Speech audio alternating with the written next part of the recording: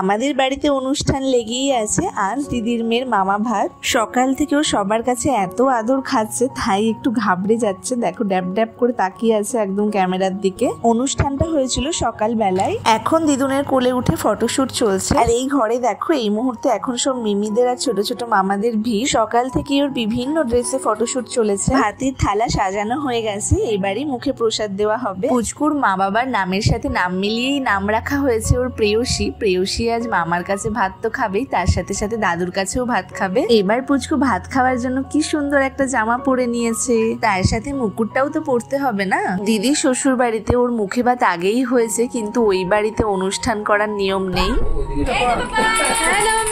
এবার এক এক করে আমরা সবাই মিলে ছবি তুলবো, তাহলেই আজকের মতো পুচকুর ছুটি। আজকের দিনের লং ব্লগটা অলরেডি চ্যানেলে আছে, আমি লিংক দিয়ে দিচ্ছি, তোমরা চাইলে চেক করতে পারো। তবে চলো আজকের মতো আসি, টাটা।